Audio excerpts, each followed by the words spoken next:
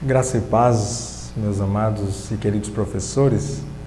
Nós estamos juntos novamente para mais uma lição, algumas dicas a respeito da lição de número 12 dos jovens, que tem por título A Educação Secular em Tempos Trabalhosos. É um assunto muito atual e eu quero compartilhar algumas coisinhas aí com vocês. E é muito interessante, gente. Seria muito bom se nesse dia a nossa classe estivesse repleta com bastante alunos, porque a faixa etária deles é justamente uma das mais afetadas pelo que nós vamos estar vendo nesta lição.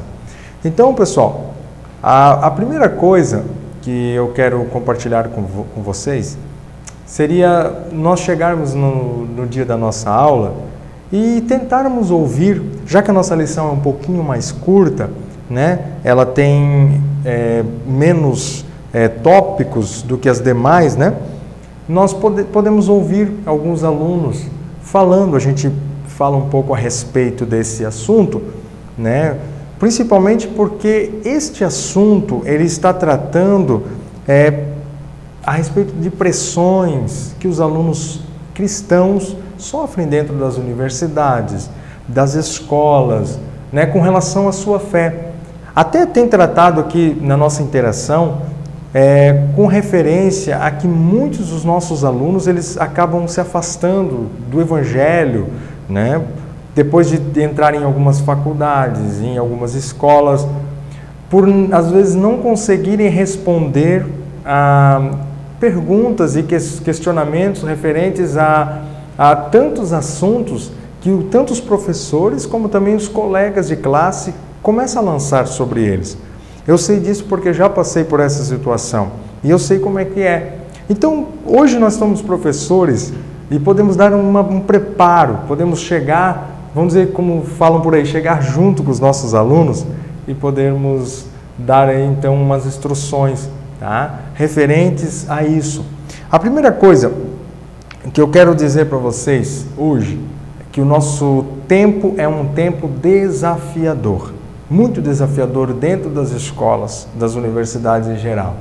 E por isso, como voltando a falar o que eu estava dizendo para vocês, nós podemos aproveitar então na nossa aula e falarmos para os nossos alunos, lançarmos uma pergunta então à classe já de começo, perguntando para eles se já aconteceu essa situação com eles, polêmica por algum assunto relacionado à Bíblia ou à sua fé cristã. E qual foi a resposta que eles deram? Nós podemos ouvir.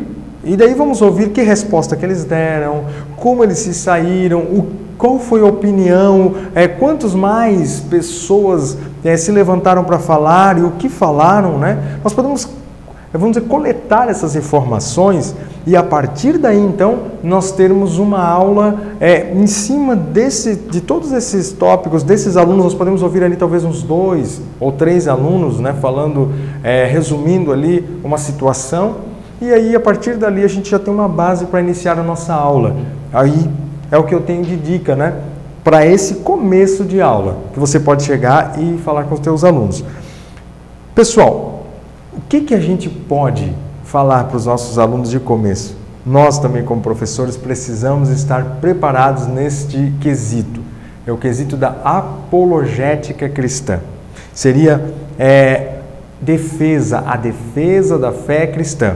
A apologética ela já é um termo antigo, ela tem a ver com uma defesa em um tribunal. Ela vem disso, E aí ela hoje é bastante usada para defender a fé cristã. Então a apologética cristã é uma matéria para a defesa dos princípios cristãos, daquilo que a gente crê, daquilo que a gente acredita, Então aí nós precisamos tentar ajudar e preparar os nossos alunos na questão da apologética cristã, pessoal? Então assim, sempre que como cristãos somos confrontados a apresentar os fundamentos da nossa fé e desafiados a argumentar sobre a existência de Deus, a divindade de Cristo, ou ainda acerca da veracidade da Bíblia, o que os nossos alunos podem responder com referência a isso, E nós podemos ajudá-los nesse período, que nós estamos vendo essa lição aqui, que trata justamente da igreja dentro de uma sociedade em ruínas. como a gente tem aprendido, como a gente tem trazido bagagem, referencial para a nossa própria vida de como nós temos que nos portar com referência a isso. Porque hoje em dia, nós temos vivido e visto, pessoal, tanta coisa, eu creio que pelo nosso país afora, tantas situações que estão confrontando os crentes, confrontando as nossas igrejas. E por vezes, por falta de conhecimento da Bíblia Sagrada, nós temos visto muita gente sucumbir. Muita gente que por não ter resposta, por não saber o que falar, muitos até mesmo têm se afastado do Evangelho, muitos que vão às escolas, vão para não perderem, vamos dizer assim, o seu curso e não ficarem passando vergonha, entre aspas, eles saem da igreja, né? Deixam de vir, deixam de estar no Evangelho por situações assim. Tá? E quando a gente pode estar bem mais preparado com relação a isso. Então, como professores, é um desafio para você, para mim, nesse tempo que nós estamos vivendo, nós temos esse desafio de trazer aos nossos alunos, tá, o conhecimento da palavra do Senhor, para aqueles que ainda não o têm de forma satisfatória, mas podemos trazer o conhecimento da palavra, ajudá-los, e sabemos que muitos deles, talvez através de você, lá na tua classe, vão conseguir se manter firmes no Evangelho de Cristo. Então, queridos, o nosso primeiro tópico que eu gostaria de falar a vocês trata da educação em tempos modernos, né? Só para nós darmos uma olhadinha nisso aqui. Vai falar sobre um dos assuntos principais da pós-modernidade, né? A gente sabe que a pós-modernidade ela começa mais ou menos a partir ali perto dos anos 90, né? A partir de uma revolução da sociedade, né? A queda do Muro de Berlim, muitos de vocês acompanharam e sabem disso, né? Já viviam nessa época. Então, olha só, a partir dali, como a gente vai vendo a evolução da tecnologia e da ciência de uma forma avassaladora. É sim uma coisa fantástica. E nós estamos vivendo esse tempo. E uma das coisas que hoje a nossa sociedade mais tem, e a igreja tem que lidar com essa situação, a situação do relativismo. O relativismo, gente, sabe o que acontece com o relativismo? Cada um é dono da própria verdade. O relativismo não é uma doutrina tão antiga. Ela começou nos tempos ainda da modernidade, no século XX, por ali, no início, quando muitas ideologias, muitas filosofias começavam a tomar conta do nosso mundo, a liberdade de pensamento, enfim, o relativismo também entra. Quando pessoas querem ser donas da verdade. Eu sou dono da minha própria verdade. Eu também conheço. Aí a gente nega. Quando eu sou dono da verdade, eu posso negar as escrituras sagradas, eu posso negar tantas coisas. E nunca se viu, tanto como nos dias em que nós estamos vivendo, pessoas que são os achistas da vida. Eles acham tudo. Não, porque eu acho isso. E você pode afirmar por dentro da palavra, porque a palavra de Deus ela não aceita achismos. A palavra de Deus, a Bíblia, a Escritura Sagrada, ela aceita apenas uma única verdade, que ela é a verdade. Jesus disse, eu sou o caminho, a verdade e a vida. E ninguém vai ao Pai senão por mim. Gente, só temos a Bíblia como verdade. Nós sabemos, verdade absoluta. E o relativismo, ele confronta isso. E quantas vezes nós temos que lidar no nosso dia a dia com colegas de trabalho que são relativistas, colegas de escola, professores, então nem se fala, que de tanto estudarem, nos tempos em que nós estamos vivendo, não conseguem mais, pensam por conta própria, todo o resto das questões, principalmente as questões bíblicas, estão erradas, não existe verdade nisso. Gente, nós sabemos da verdade e nós estamos aí para isso, tá? Para conversar, para argumentar, para defender a nossa fé cristã mediante a tudo isto, certo, pessoal? Hoje em dia, tem uma coisa que o autor coloca aqui que eu achei interessante, que as crenças são, em última análise, questão de contexto social, porque assim, hoje em dia vai tudo para o mesmo bolo, é tudo misturado, eles jogam uma questão dentro da outra. E olha só, gostos e interesses pessoais, certo? O que é certo para nós talvez não seja para você, e o que está errado em nosso contexto talvez seja aceitável ou até mesmo preferível no seu, dizem os relativistas. Tá? E olha só, ao desconstruir valores e princípios imutáveis, o relativismo pedagógico das escolas promove inversão de valores e acaba com os referenciais éticos para a sociedade. Gente, nós estamos vendo isso. Nunca se viu tanto nos nossos dias as leis, as normas, dentro das escolas, tentando perverter a mente dos nossos filhos, fazer com que os nossos filhos se percam, fiquem pessoas indefinidas que não saibam quem são. Sempre nós tínhamos um princípio desde que nós nos conhecemos por gente, que nós temos um objetivo, temos um alvo, mas hoje em dia as nossas crianças, os nossos adolescentes, os nossos jovens estão sendo ensinados a ficar em cima do muro, numa indecisão, devido a tanta coisa. Eles não podem mais ser quem eles são, tantas ideologias. E a gente vai vendo isso aqui para frente, tá? Eu gostaria de deixar uma referência dentro desse primeiro tópico do relativismo para vocês, para que vocês possam compartilhar com seus alunos, vocês que têm como, né? Você pode chegar e conversar com eles. É um filme, tá? Que você pode estar passando para eles assistirem na sua casa, né? E que se chama Uma Questão de Fé. Esse filme ele vai tratar a respeito de uma jovem que dentro da faculdade, ela é confrontada pelo professor de biologia a negar a sua fé cristã, porque ele começa a colocar os argumentos, né, da ciência e vai batendo de frente com aquilo que aquela moça aprendeu na igreja, aquilo que ela aprendeu da palavra de Deus. E o pai dela teve que intervir, então, em defesa da fé cristã, de uma forma apologética, defender para a menina não se perder. É um filme interessante, se chama Uma Questão de Fé. Tá, pessoal? Eu gosto de deixar essa referência porque pode ser bom para alguém que esteja passando por essa situação e você pode, lá na sua aula, passar então para os seus alunos, para que eles possam estar assistindo na medida do possível, né? Pessoal, existe uma outra coisa no nosso tempo, o naturalismo ateísta.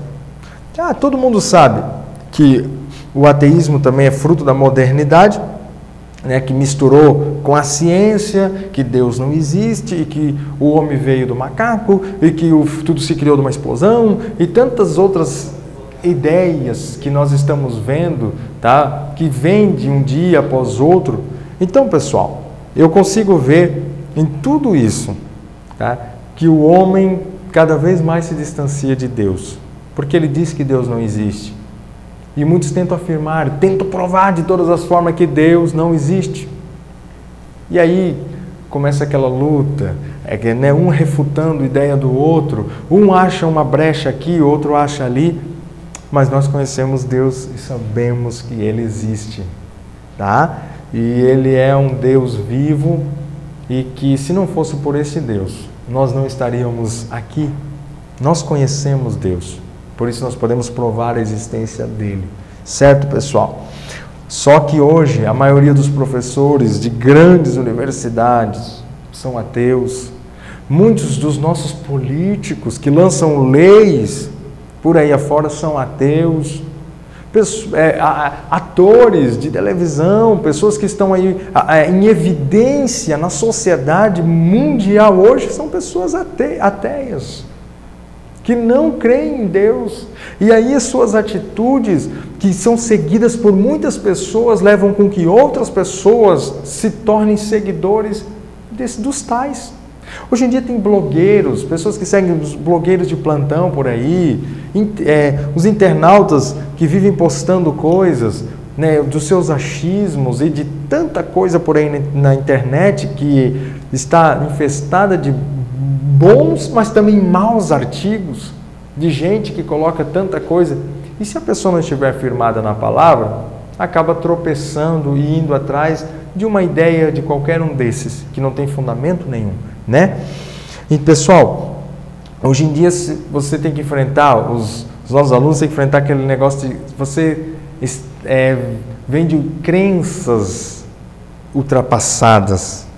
Crenças religiosas ultrapassadas. Eu sei que você já ouviu falar dessa palavra, seus alunos também.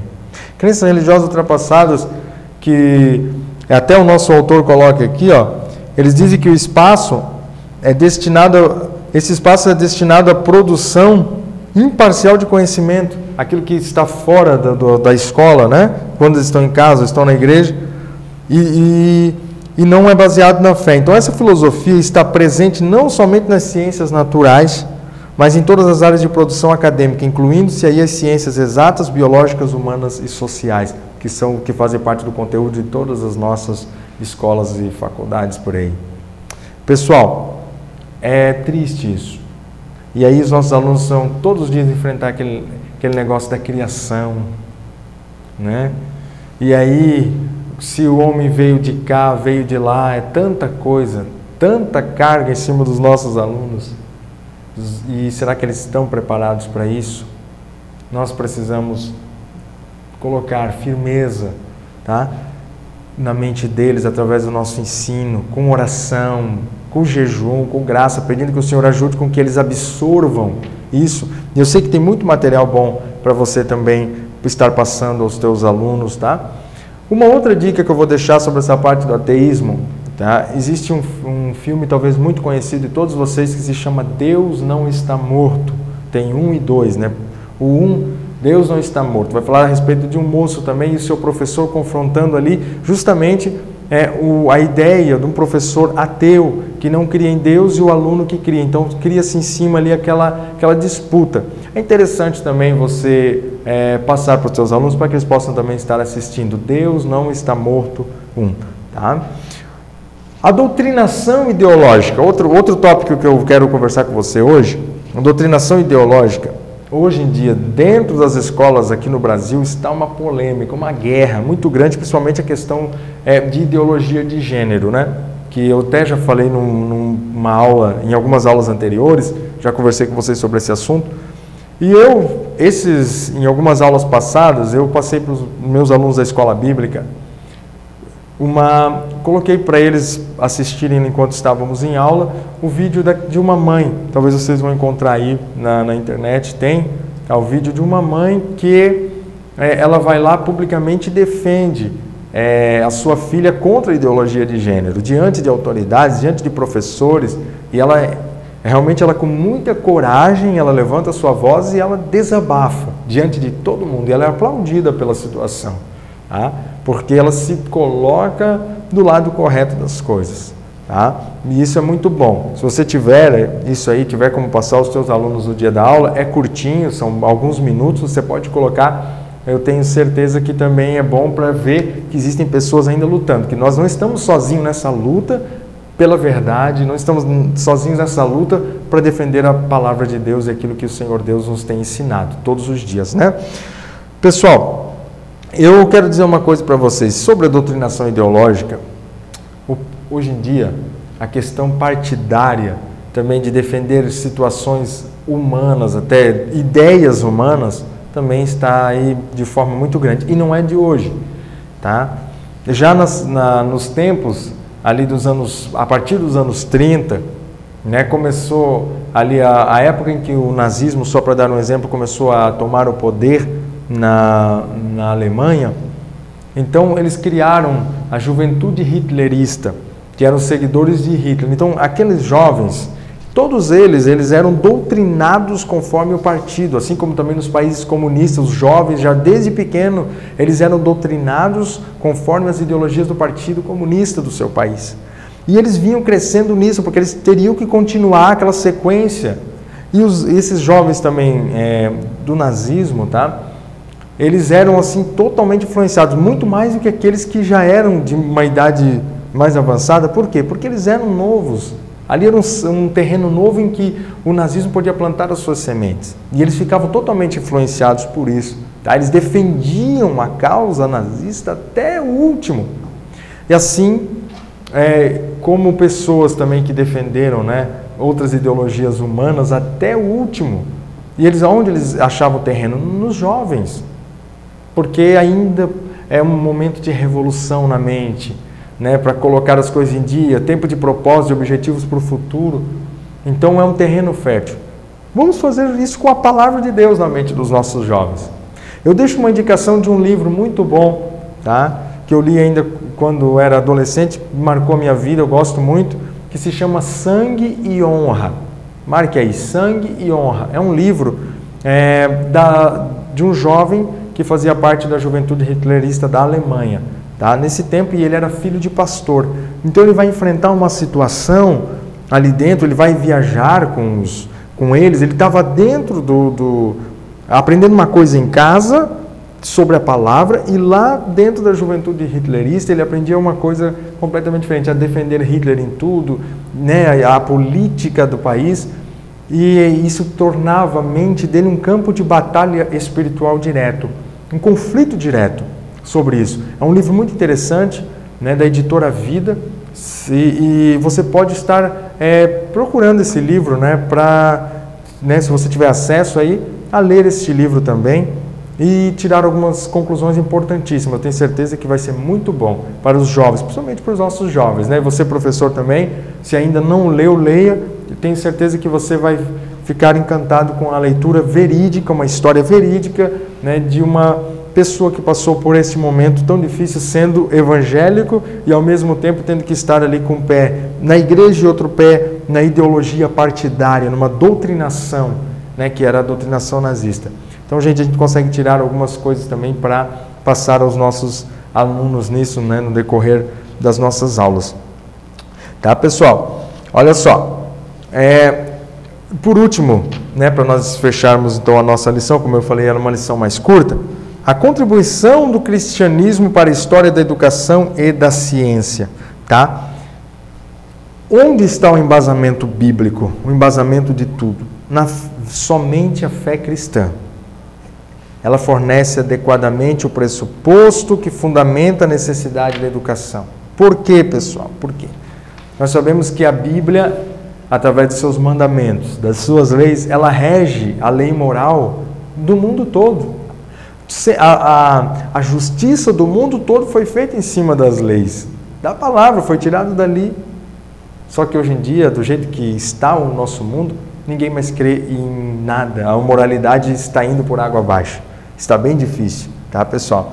Olha só, nós não podemos deixar, e vamos falar isso para os nossos alunos, que o conhecimento, né, ao irmos estudar e tal, venha nos afastar de Deus. Muito pelo contrário, nós temos que estudar, mas ao mesmo tempo enxergar que nós estamos nos aproximando mais de Deus, vendo Deus em tudo. Isso é o interessante. Tem pessoas que começam a estudar mais e vão se afastando do Senhor, e não é bem assim, né? Eu tenho um tópico aqui para falar para vocês sobre o surgimento das universidades, tá? Isso aqui está aqui, tá, gente, na nossa lição. Por quê?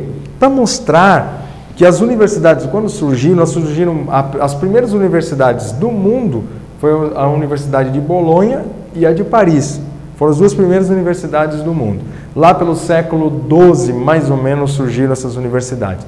Elas eram todas ligadas à igreja na época. E, portanto, as matérias delas também tinham tudo a ver com matérias teológicas, matérias de estudos da palavra de Deus, estudos de Deus, tá? Visto que o povo em geral naquele tempo não tinha acesso à Bíblia, né? Estava fechado devido aos dogmas, né, da igreja na época, mas nas universidades, todas elas, as primeiras universidades que surgiram, tá? Elas estavam ligadas ao cristianismo.